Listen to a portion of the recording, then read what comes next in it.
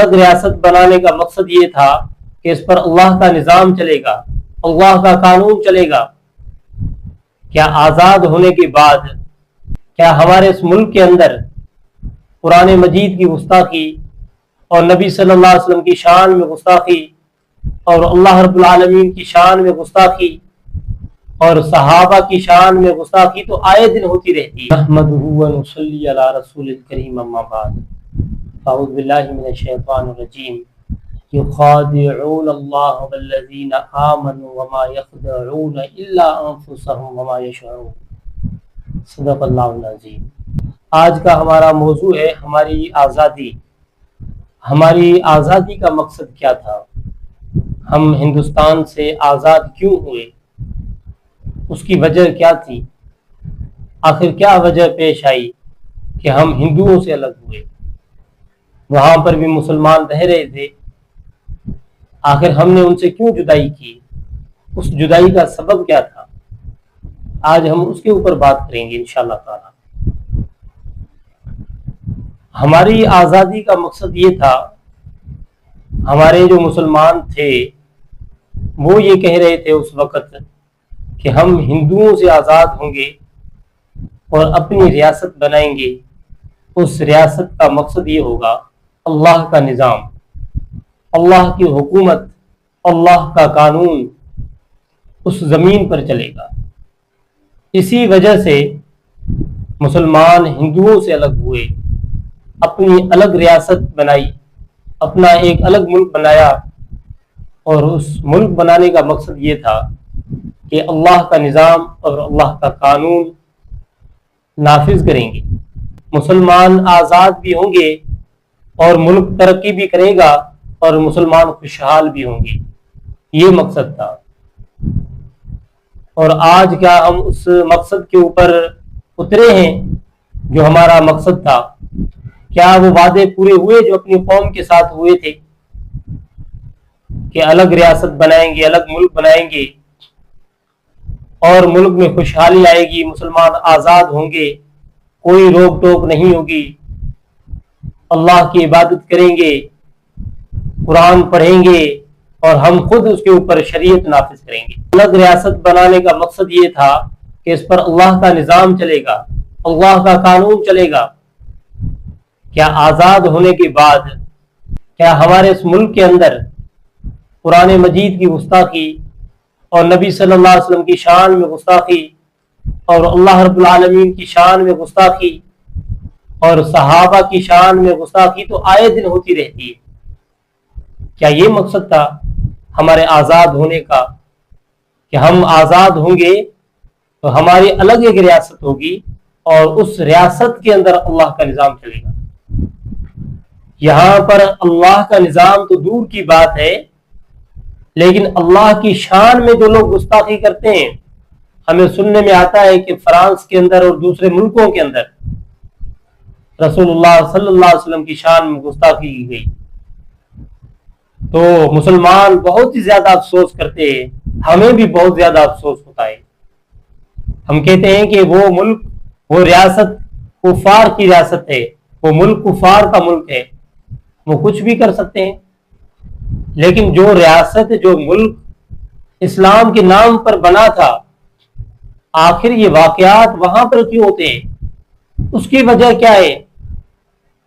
آپ دوسروں کا رونا روتے ہیں، اپنا تو رونا روئیں کہ آپ کے ملک میں یہ کیوں ہوتا ہے؟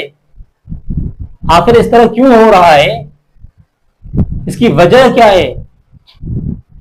کیا یہ لوگ اس ریاست سے نہیں ڈرتے، اس قانون سے نہیں ڈرتے؟ اگر ڈرتے ہوتے تو یہ کام نہ کرتے، یہ گستاخیاں نہ کرتے۔ کبھی دیکھو کہ کسی صحابی کی شان میں گستاخی کر رہے ہیں، کبھی کسی کو دیکھو کہ وہ رسول اللہ کی شان میں گستاخی کر رہا ہے، کبھی کسی کو دیکھو کہ وہ قرآن کی شان میں گستاخی کر رہا ہے۔ آخر یہ ملک ہے کیا ہے؟ یہ کیا یہ قانون، یہ عدالتیں، یہ کورٹیں کس لیے بیٹھی ہوئی ہے؟ میں تو کہتا ہوں کہ ایسا ایک قانون بنایا جائے، ایک ایسا نظام بنایا جائے کہ کسی کی جرأت نہ ہو کہ وہ ایسا کام کرے، وہ کسی کی گستاخی کرے۔ ہندوؤں کو دیکھو کہ وہ گائے کے لیے مسلمان کو قتل کرتے ہیں. ان کو اتنی غیرت آ جاتی ہے, ان کو اپنے مذہب کے نام پر اتنی غیرت ہے کہ وہ مسلمان کو قتل کر دیتے ہیں کہ آپ نے گائے کو کیوں ذبح کیا, اور کوئی ہندو مسلمان کی حمایت نہیں کرتا, کیونکہ وہ کہتے ہیں کہ ہمارے مذہب میں یہ بہت ہی بڑی مقدس ہے, اور اس ملک کے اندر کوئی گستاخی کرتا ہے تو طرفدار اس کے لیے کھڑے ہو جاتے ہیں. ہم کہتے ہیں کہ قانون کو کوئی اپنے ہاتھ میں نہ لے, قانون خود ایسا بن جائے کہ خود کارروائی کرے, خود اس کو گرفتار کرے, خود اس کو سزا دے, کسی کو قانون ہاتھ میں لینے کی ضرورت نہ پڑے.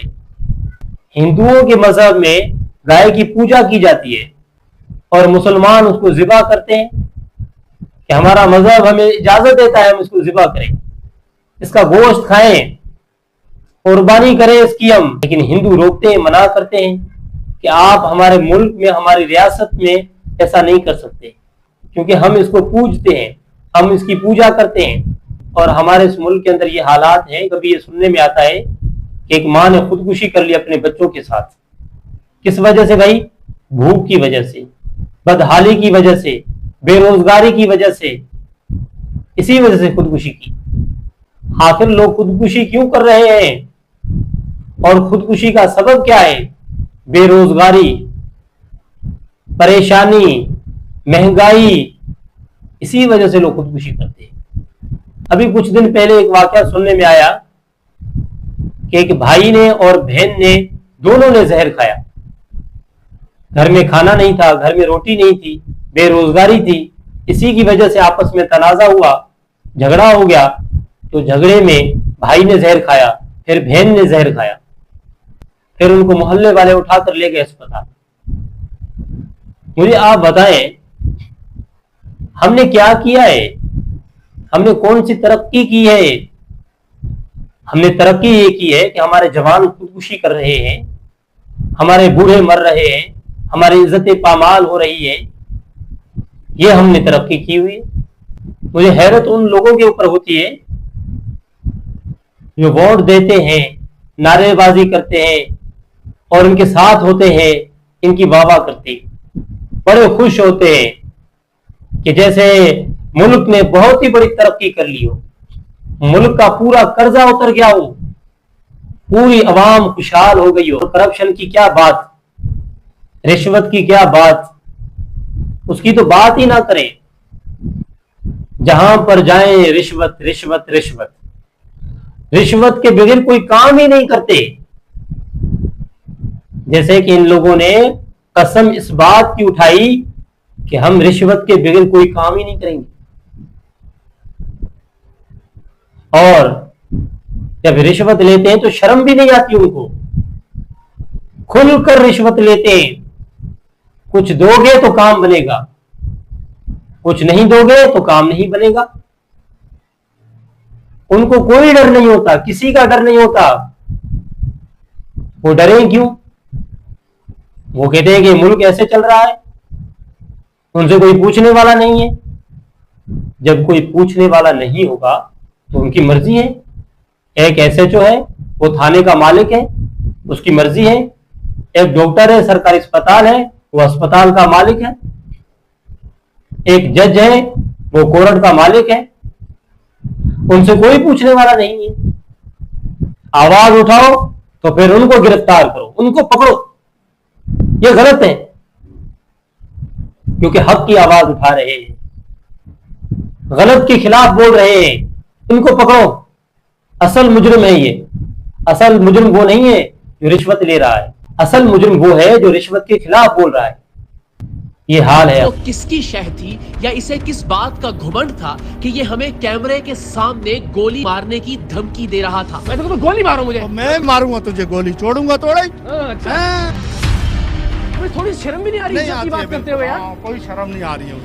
ہم نے غیرت, عزت, شرم, ان تمام احساسات سے آری اس شخص کو ایک بار پھر شرم اور غیرت دلانے کی کوشش کی کہ وہ حرام کی کمائی جیب میں ڈال کر اپنے بچوں کا سامنا کیسے کرتا ہے. تو اس کا جواب لاجواب کرنے والا تھا. یہ رشوت لیتے لیتے مر جاؤ گے, گھر جب لے کے جاتے ہو گے یہ حرام کی کمائی تو غیرت سے ساری دنیا لے کے جاتی ہے نا, میں کوئی وکھرے لے کے جاتا ہوں. پورا پاکستان ہی چل رہا ہے اسی پہ. मैं कोई वक्र बदल क्यों रहे हो? हाँ, कभी कहते हो मैं लेके जाता हूँ, मैं ये तो बोल रहा हूँ ना, पूरा पाकिस्तान इसी में चल रहा है भाई मेरे। मैं कोई वक्र ही नहीं रिश्वत ले रहा हूँ। तुम्हें गैरतमंद कहा जाए। हाँ बिल्कुल, इसके बावजूद हाँ बिल्कुल, ये गैरतमंदी होती है कि हराम की कमाई ले हाँ। जाके अपने बच्चों के आंखों हाँ। से आंखें मिला के देख हाँ, लेना हाँ, उनको, बिल्कुल, हाँ, बिल्कुल। ये खैरत होती है। बिल्कुल होती है। तो मैं वक्रे तो नहीं, एक रिश्वतकार हूँ, दुनिया कार ही है सारी, पूरा मुल्क ही इसी में चल रहा है। तो क्या करेंगे? शर्म नाम की कोई चीज है? उसने क्या कहा, हमारा पूरा मुल्क इसके ऊपर चल रहा है, तो वो क्यों शर्माएगा? शर्म तो तब आएगी कि जब मैं अकेला एक काम करूं। एक वाकया मैं आप लोगों को सुनाता हूं कि एक आदमी किसी जगह पर गया, किसी नए इलाके में गया, यानी समझे किसी नई रियासत में गया। जब वहां पर गया तो सारे लोग उसको देखकर हैरान हो गए और ये खुद परेशान हो गया, कह रहा था यार ये सारे लोग मुझे ही देख रहे हैं, आखिर वजह क्या है? तो सारे लोग इसको कहते थे नक्कू नक्कू नक्कू नक्कू, यानी नाक वाला। वो हैरान हो गया, यार ये क्या कोई ऐब है क्या इसके अंदर? उसने ये समझा कि ये नाक जो है ये ऐब है, क्योंकि वहां के जो लोग थे उनको नाक नहीं थी, उनकी नाक कटी हुई थी और इसको नाक थी। आखिर इसने क्या किया, उसने भी अपनी नाक को काट दिया। कहा अभी तो कोई नहीं कहेगा, अब तो सारे एक जैसे हो गए ना, अब सारे एक जैसे हो गए, कोई एतराज नहीं करेगा, कोई मजाक नहीं करेगा। यही हाल है, जब एक बंदा रिश्वत लेता है दूसरा उसका साथ देता है, दूसरा उसकी मदद करता है। नबी सल्लल्लाहु अलैहि वसल्लम ने रिश्वत लेने वाले पर और देने वाले पर दोनों पर लानत फरमाई है, क्योंकि वो उसकी मदद कर रहा है। चलो वो मजबूर है, वो अलग बात है, लेकिन जो लोग खुशी से देते हैं कि मेरा काम हो जाए। हम हिंदुस्तान से आजाद हुए, हमारी आजादी का मकसद था हमारे मुल्क के अंदर, हमारी रियासत के अंदर इस्लामी कानून, इस्लामी निजाम नाफिज होगा। जो बांग्लादेश हमारे साथ था वो हमसे अलग क्यों हुआ? आखिर उसकी वजह क्या थी? वो हमसे अलग हो गया और अलग होने के बाद उसने तरक्की की या उसके ऊपर जवाल आया? आपको पता होगा, आप देख लें कि आपने तरक्की की है या उन लोगों ने तरक्की की है। आप लोग तरक्की नहीं कर रहे हो तो उसकी वजह क्या है? आपके मुल्क के अंदर खुशहाली नहीं आ रही है तो उसकी वजह क्या है? जज्बात से न सोचे। याद रखें, कभी दुश्मन की जबान से भी ऐसे अल्फाज निकल जाते हैं, वो अल्फाज आपके लिए इस्लाह और तरक्की और आपकी इस्लाह का सबब बन सकते हैं। अगर आप उन अल्फाज को सोचें और समझें कि है तो मेरा दुश्मन, है तो मेरा मुखालिफ, लेकिन आया इसने जो अल्फाज निकाले हैं, इसने जो ये बात कही है, क्या वो मेरे अंदर है? क्या ये गलती मेरे अंदर है? और जो दुश्मन होता है ना, हमेशा उस दुश्मन की नजर आपके अच्छे कामों की तरफ नहीं होती, आपके बुरे कामों की तरफ होती है।